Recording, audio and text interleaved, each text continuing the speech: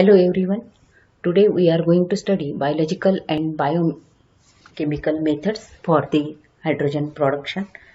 In last lecture we studied three methods for the hydrogen production, which are electrolysis, then thermal decomposition of water, and photolysis. So let us study hydrogen production by biomass gasification. Biomass gasification is simply a mature technology that uses a control process involving heat, steam, oxygen to convert biomass to hydrogen and other products without combustion. Because growing biomass removes CO2 from the atmosphere, then the net carbon emission of this method can be low, especially if coupled with carbon capture, utilization and storage in the long term. Gasification plants for biofuels are being built and operated.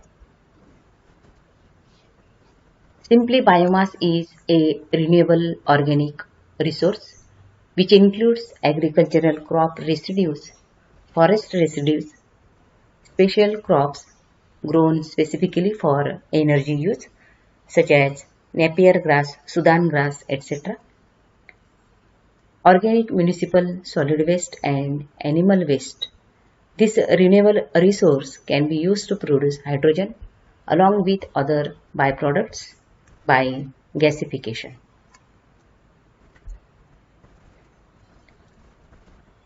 How biomass gasification work? Gasification is a process that converts organic or fossil-based carbonous materials at high temperatures without combustion with a controlled amount of oxygen and steam into carbon monoxide, hydrogen and carbon dioxide. It is also called as a producer gas.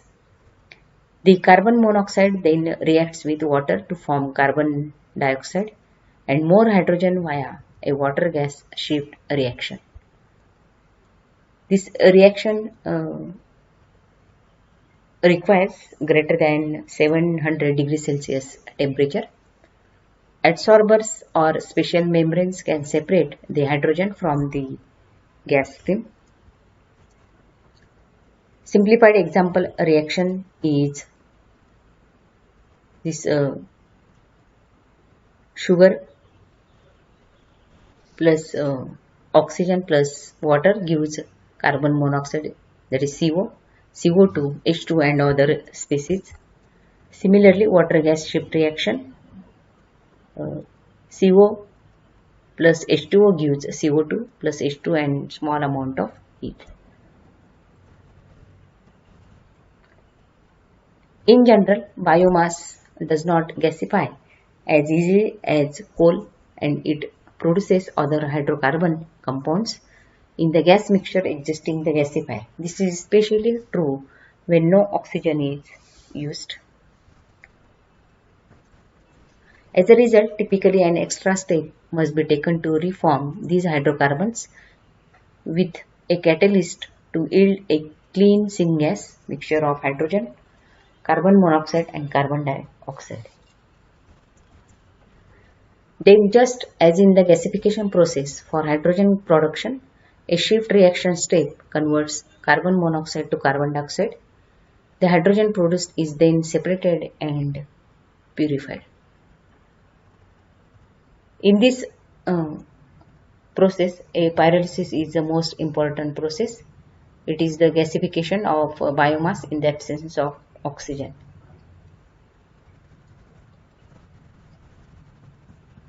We know that biomass is an abundant domestic resource.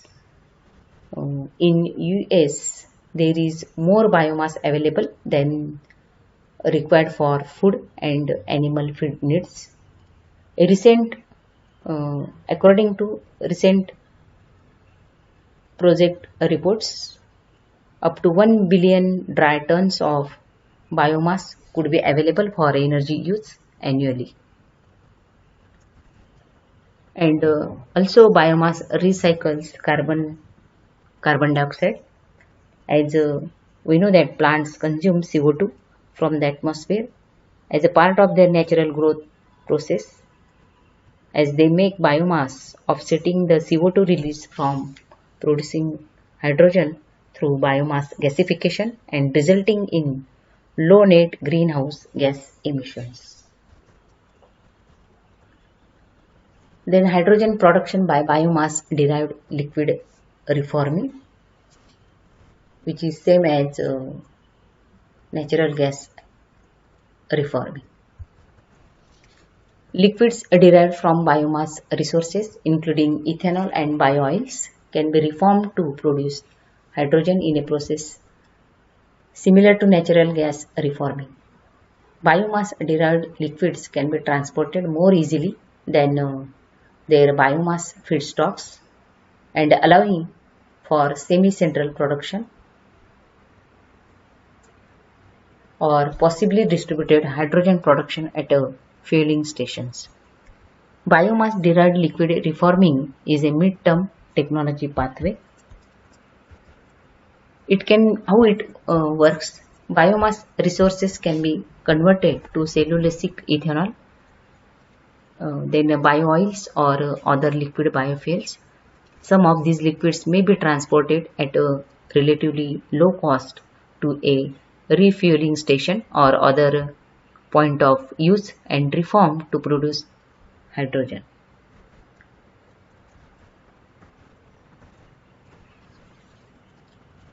The process for reforming biomass derived liquids to hydrogen is very similar to natural gas reforming and includes the following three steps. First one is liquid fuel is reacted with steam at high temperatures in the presence of catalyst to produce a reformed gas composed mostly of hydrogen, carbon monoxide and some carbon dioxide. Then additional hydrogen and carbon dioxide are produced by reacting the carbon monoxide with high temperature steam in the water gas ship reaction. And finally, the hydrogen is separated out and purified. So the steam reforming reaction for ethanol is given here. C2H5OH plus H2O and plus heat gives carbon monoxide and hydrogen, and water gas shift reaction gives carbon monoxide plus water gives carbon dioxide, hydrogen and small amount of heat. The biomass derived liquids such as ethanol and biofuels can be produced at large central facilities located near the biomass resource to take advantage of economies of scale and also reduce the cost of transporting the solid biomass feedstock. The liquids have a high energy density and with some upgrading can be transported with a relatively low cost to distributed refueling stations and semi-central production facilities or stationary power sites for reforming to hydrogen. Then the biological process. Microbes such as bacteria and microalgae can produce hydrogen through biological reactions also using sunlight or organic matter. These processes are in research and development stage with the pilot demonstrations occurring, but in the long term have the potential for sustainable low carbon hydrogen production. There are two different biological processes: microbial, biomass conversion and photobiological. Let us see microbial conversion. This conversion processes has advantage of ability of microorganisms to consume and digest biomass and release hydrogen. How microbial biomass conversion work? We know that in fermentation based systems, microorganisms such as bacteria, there are two types of bacteria which are harmful and beneficial bacteria. So in this conversion, microorganisms such as bacteria break down organic matter to produce hydrogen. The organic matter can be refined sugars, raw biomass sources such as corn store and even wastewater, because no light is required for this conversion.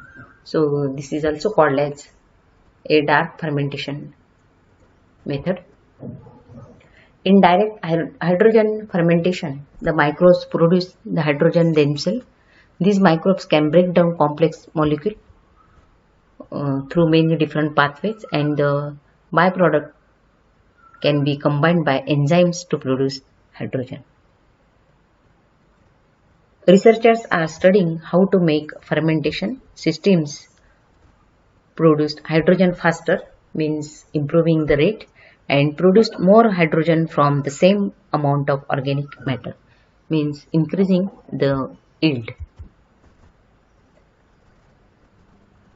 Then hydrogen production by photobiological method. This production process uses microorganisms and sunlight to turn water and sometimes organic matter into hydrogen. This process is a longer term process. In photobiological systems, microorganisms such as green microalgae or cyanobacteria use sunlight to split water into oxygen and hydrogen ions. The hydrogen ions can be combined through direct or indirect routes and release hydrogen gas.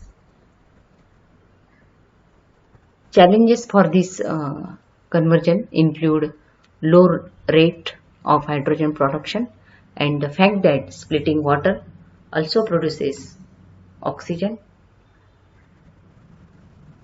and which quickly inhibits the hydrogen production reaction and can be a safety issue when mixed with hydrogen in certain concentrations.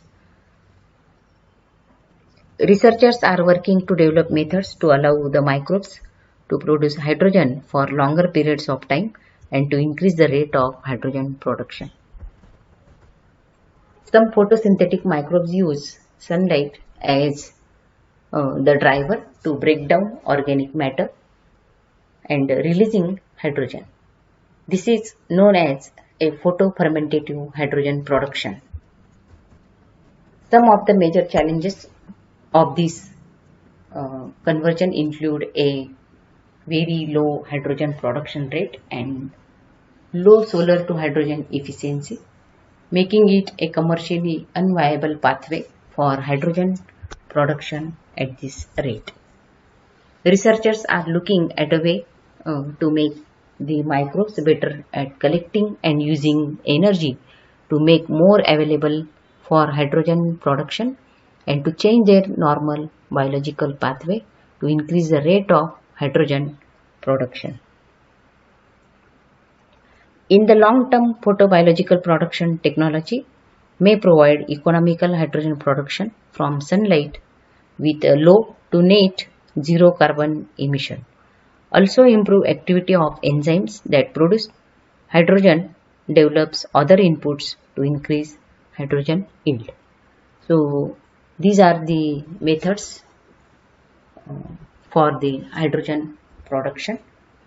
So in this way we studied all the methods for hydrogen production, such as direct electrolysis of water, then direct thermal decomposition of water, and biological and biochemical methods of hydrogen production. And this figure shows all these methods to obtain hydrogen. Heat obtained from the sun can be used to separate hydrogen by using thermolysis method. Then the sun heat from the sun can be converted into mechanical energy and then electrical energy, and this electrical energy can be used to separate hydrogen by electrolysis method. Then another way is solar energy can be directly converted into electrical energy, means photovoltaic conversion, and this electricity is used to separate the hydrogen. Another way is biomass, which is obtained from solar energy, can be converted by gasification and by biological methods, and we can separate hydrogen. And last one is solar energy can be used to separate hydrogen by using photolysis method. Thank you.